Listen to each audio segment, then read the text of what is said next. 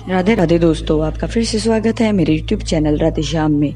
आज हम आपको एक नया अध्याय, एक नया पुराण सुनाएंगे जिसका नाम है सुख सागर। वो सुनाने से पहले मेरी आप सबसे विनती है कि आप मेरे चैनल को लाइक, सब्सक्राइब और शेयर करना ना भूलें, ताकि हम आपके लिए अच्छे अच्छे पुराने ला सकें। राधे राधे। राधे राधे दोस्तों, आपका फिर से स्वागत है मेरे YouTube चैनल राधे श्याम में। आज हम आपको आगे की कथा सुनाते हैं। उस रूप के नहीं दिखाई देने पर घबराकर ध्रुव ने तुरंत ही अपनी आंखें खोली तो देखा कि स्वयं प्रभु श्री हरि विष्णु जी अपने चतुर्भुजी रूप में शंख चक्र गदा पद धारण कर गले में वैजयंती माला और कानों में मकराक्रंत कुंडल और हाथों में कंकण पहने हुए हैं तथा सिर पर बहुत ही सुंदर मुकुट और शरीर पर पीताम्बर धारण कर मंद मंद मुस्कुरा रहे हैं। बालक ध्रुव ने जब प्रभु श्री हरि विष्णु जी को साक्षात अपने सम्मुख देखा तो उसने उनकी स्तुति करनी चाहिए, लेकिन बालक और विद्या रहित होने के कारण वह यह सब नहीं कर सके।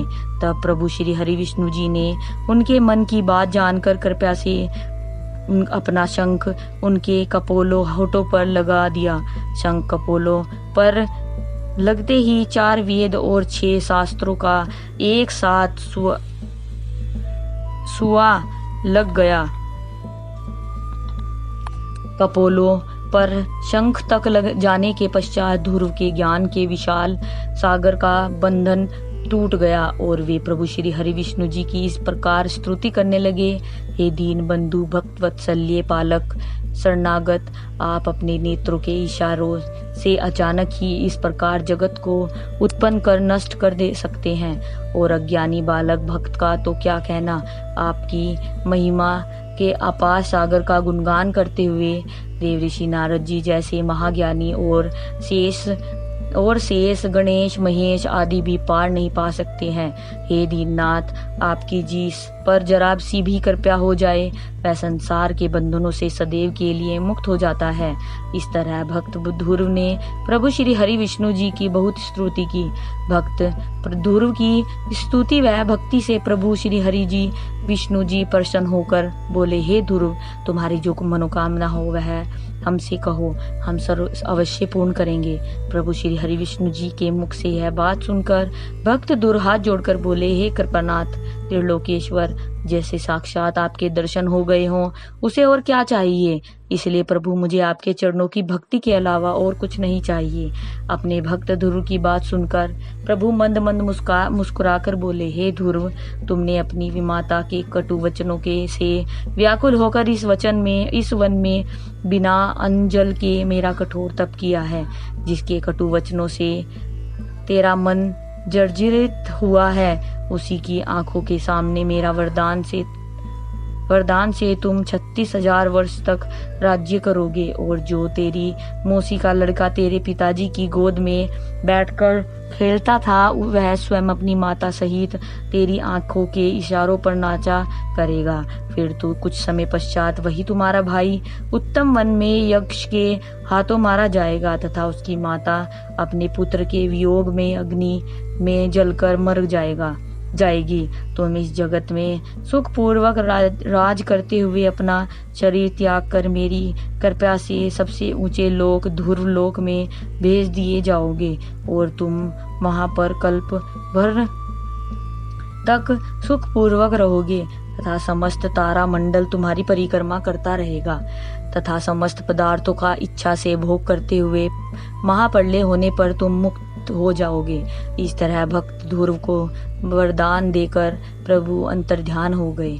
मैत्रेय जी बोले, हे ध्रुव जी अपने मन में यह सोचते हुए घर की तरफ चल दिए कि देखो, प्रभु के दर्शन करने के पश्चात भी मैंने जगत में फंसना स्वीकार कर अच्छा नहीं किया। यह सोचते सोचते ध्रुव जी अपने नगर के समीप बाग में पहुंचे तो उन्हें दूर से आते देख माली ने भागकर यह सुखद समाचार राजा उत्तानपाद को सुनाया।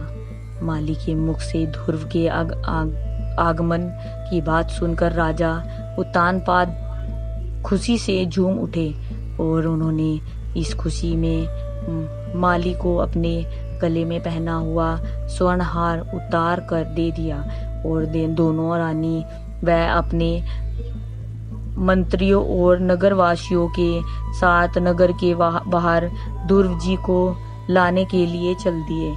उस समय समस्त जन समुदाय खुशी से में उछलते कूदते मंगल गीत गाते हुए कह रहे थे, आज हम प्रभु के प्रिय भक्त ध्रुव जी को देखकर अपना जन्म सफल करेंगे। जिस समय नगरवासी व राजा और रानी ध्रुव के पास पहुंचे तो उस समय ध्रुव ने उनको दंडवत प्रणाम किया। राजा और ध्रुव की माता व मौसी सब ध्रुव से गले मिलकर खूब प्यार करने लगे। तब ध्रुव जी भी अपनी मौसी के चरणों से लिपट कर बोले, हे ध्रुव माता, तुम्हारी बातें औषधि दवा की तरह बेहतर तीखी कड़वी थी, मगर मेरे लिए वो रामबाण बन गई। सुखदेव जी बोले, हे राजन, उस समय की खुशी का जीवा से वर्णन नहीं किया जा सकता। मैत्रेय जी बोले, हे विदुर जी, इस तरह खुशी में झूमते हुए राजा उत्तानपाद ध्रुव को अपने महल में ले आए। इस खुशी से कुछ दिन बीतने के पश्चात राजा उत्तानपाद मंत्रियों से सलाह मशवरा कर ध्रुव को राजपाट सौंप वन में तपस्या करने लगे। उसके राज्य में प्रजा अत्यंत सुखी थी। उसके राज्य में वर्षा भी समय पर होती थी। किसानों से लगान भी उचित रूप से लिया जाता था। कोई भी राज्य कर्मचारी रिश्वत नहीं लेता था। राजा ध्रुव के राज्य में चोर बदमाश दीन दुखी ढूंढने से भी नहीं मिलते थे। कोई भी किसी से वैर भाव नहीं रखता था। सभी एक दूसरे से प्रेम पूर्ण व्यवहार करते थे। मैत्रेय जी बोले, हे विदुर जी, एक दिन की बात है कि राजा ध्रुव का भाई उत्तम अपने साथ अनेक सेवक लेकर वन में शिकार खेलने गया।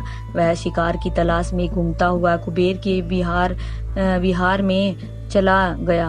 वहां पहुंचने पर उत्तम का यक्षों से विवाद हो गया तो विवाद में एक महान बलशाली यक्ष ने उत्तम को मार दिया।